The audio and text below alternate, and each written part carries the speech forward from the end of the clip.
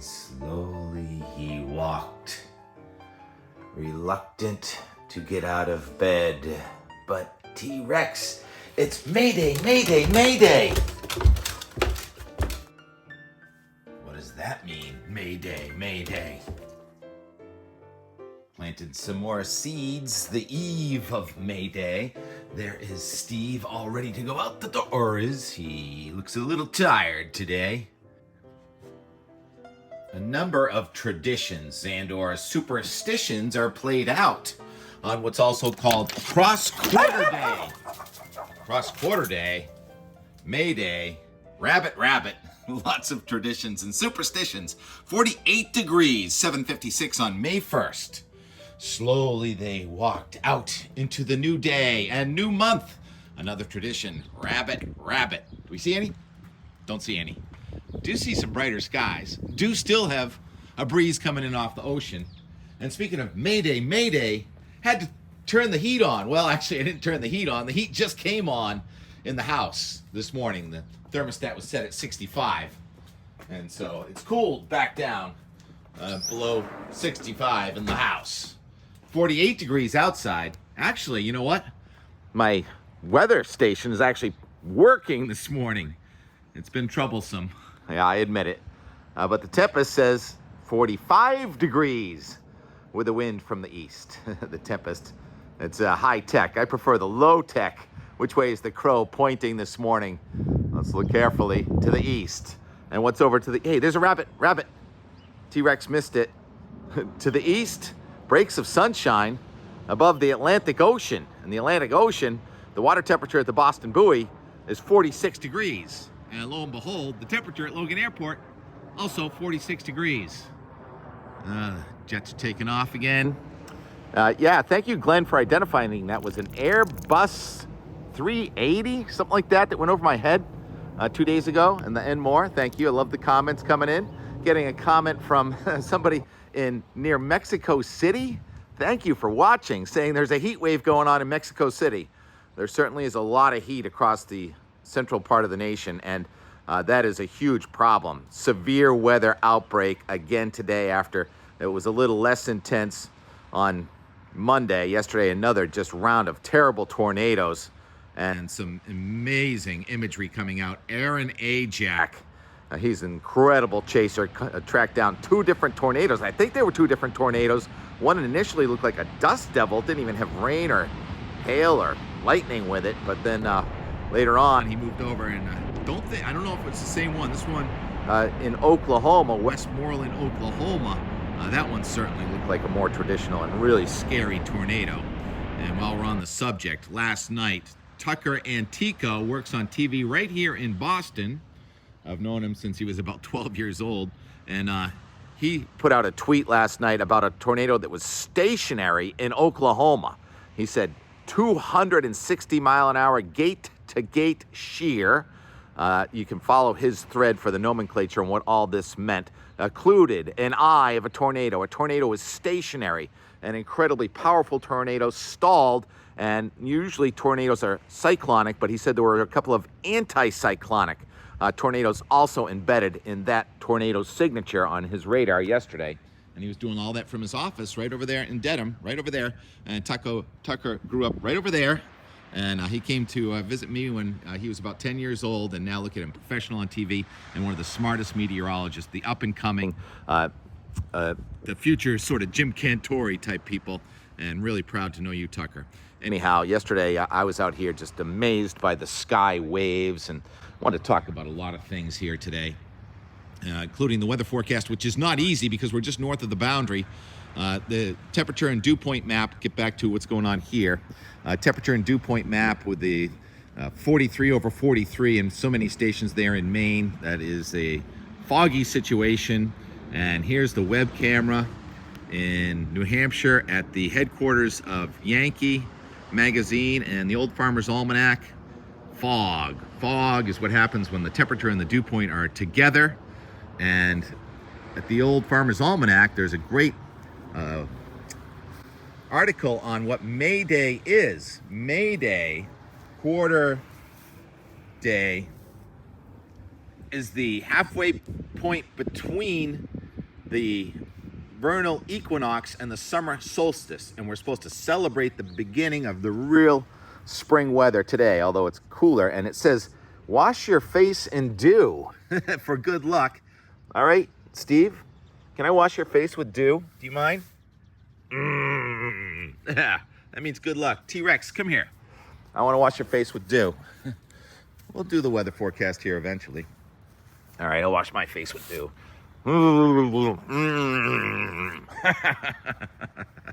Good luck.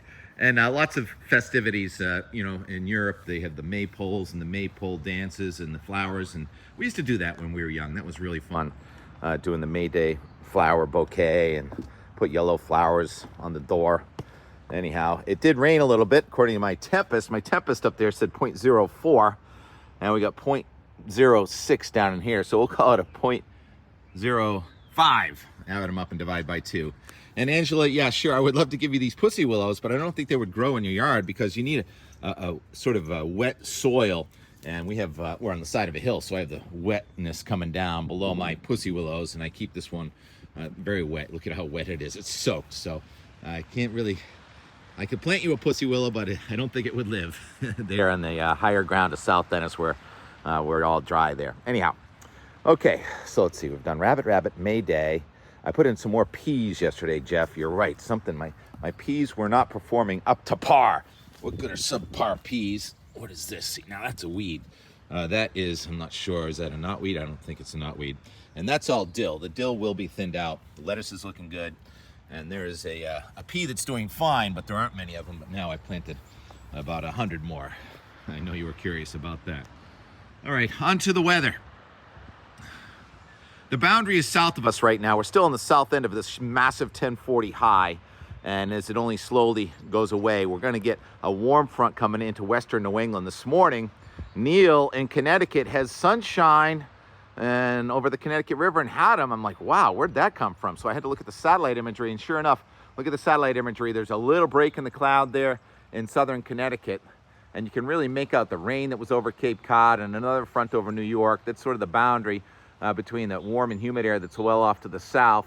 And then to the north in Maine, look at that clear sky in northern Maine where the dew point is in the 20s this morning at the southern end of that cold high. Anyhow, this front is fairly quiet today. I don't think it's going to change too much. We may get a little sunshine here in the Boston area where the Bruins put up a good fight last night. That was a tough one. They never really got the rhythm, but almost held on. Now the Celtics are coming in tonight. And so there's your Boston-centric sports. Now back to weather. So if we look at the HRR, High Resolution Rapid Refresh model, it doesn't show much here today. You only see those red lines and the black lines. Those are thickness lines to the 500 millibar level and the isobars. Not that many isobars, but with high pressure to the east of us, we are going to maintain this onshore flow.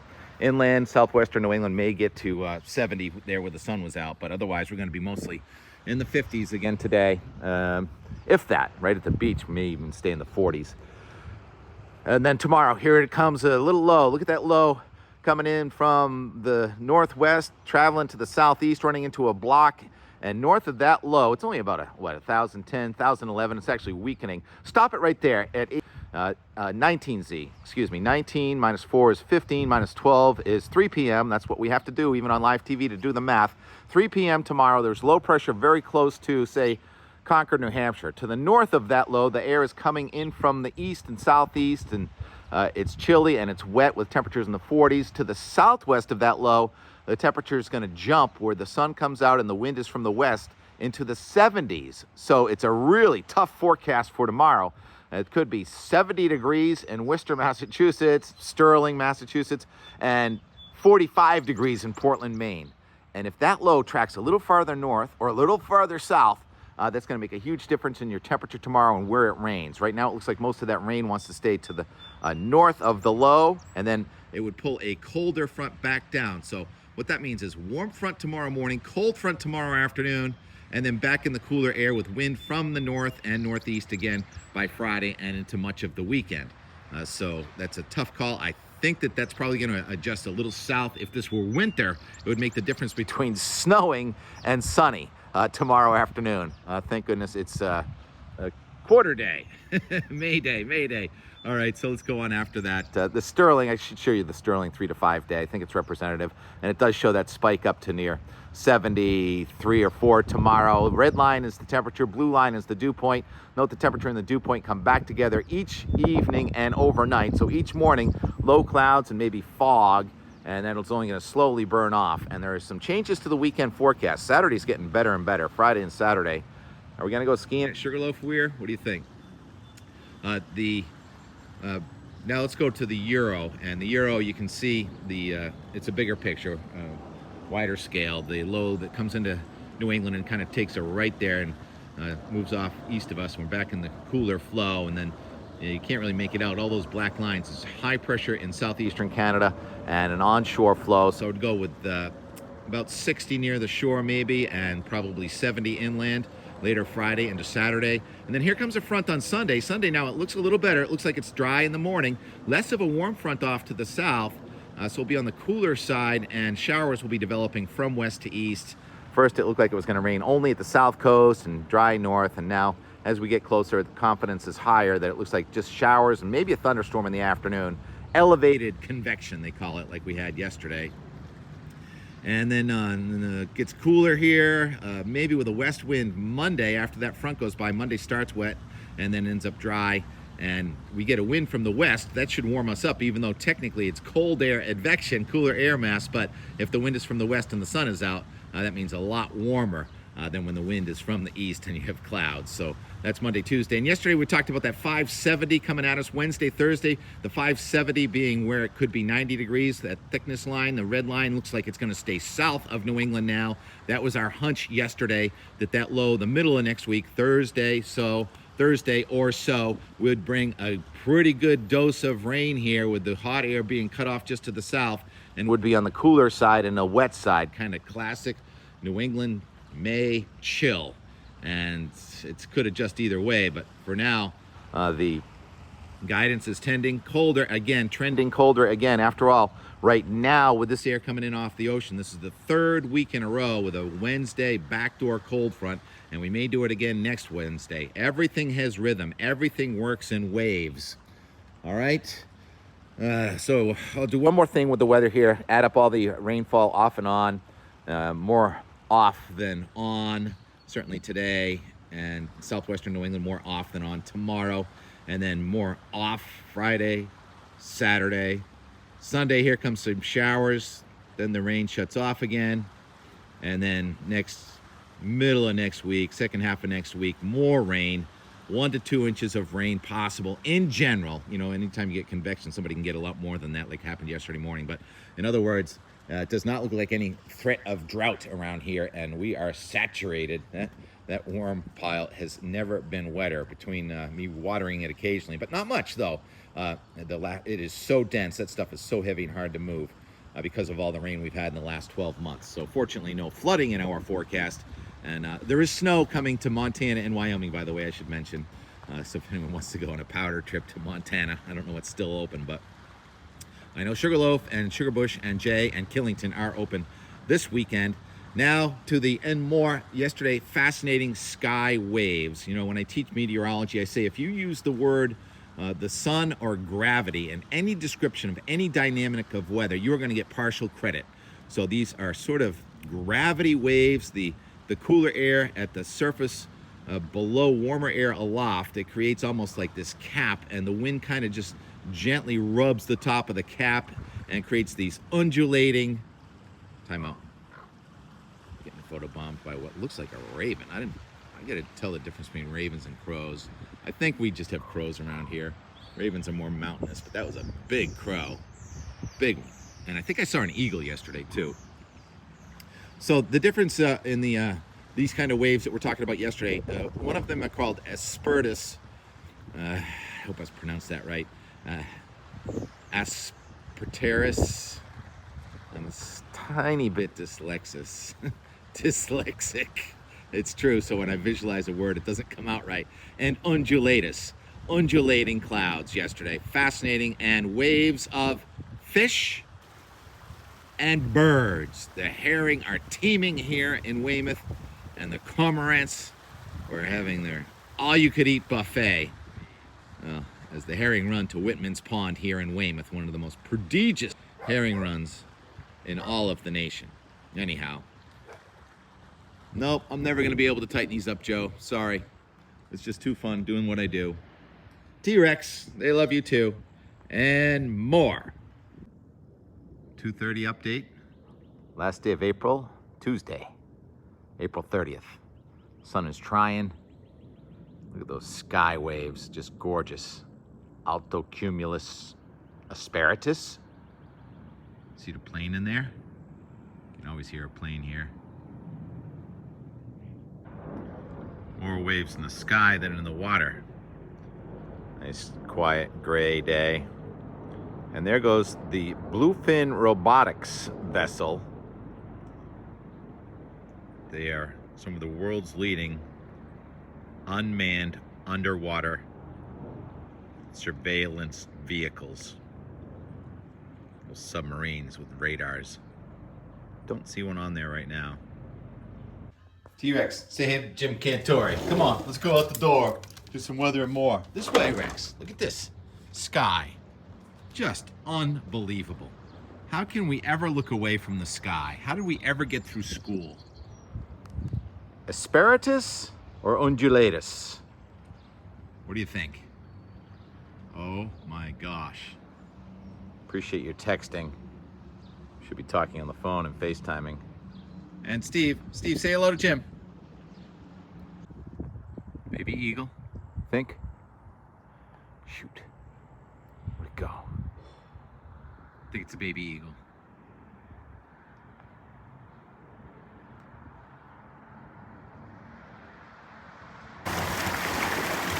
So we were in Brewster a few weeks ago, we saw the herring. It's like a good year for them. Teeming, we're in Weymouth now. I think because it's a cloudy day, we can see the fish a little bit better. Less UV. And then over here, the first thing I saw was all the fins. All the fins.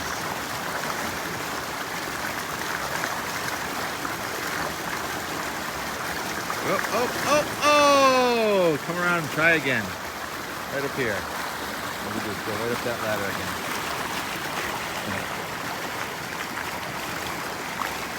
You know the feeling. We all know the feeling. A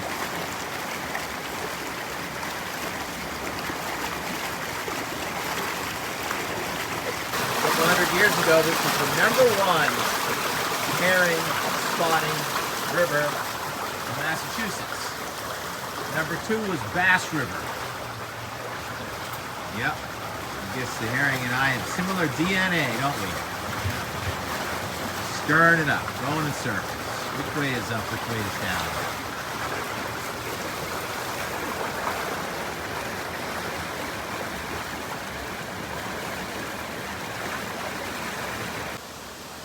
What do you see, Rex? Cormorants? We're at the herring run. A different one, up the hill. This one was recently restored, turned into a ladder. Yeah, good luck getting up there, huh? Over there. This is that knotweed that I talked about, the Japanese knotweed. Trying to take over the earth. It's not bamboo. Not pretty. Our pretty sky waves have diminished a bit. Now we have cormorant waves. Probably should know the name of this river, but I really don't. I'd say this is good for an hour and more. Why don't we play it out with Captain Space Time on the piano and a time lapse of today's sky and sky waves. Can't stop looking at the sky.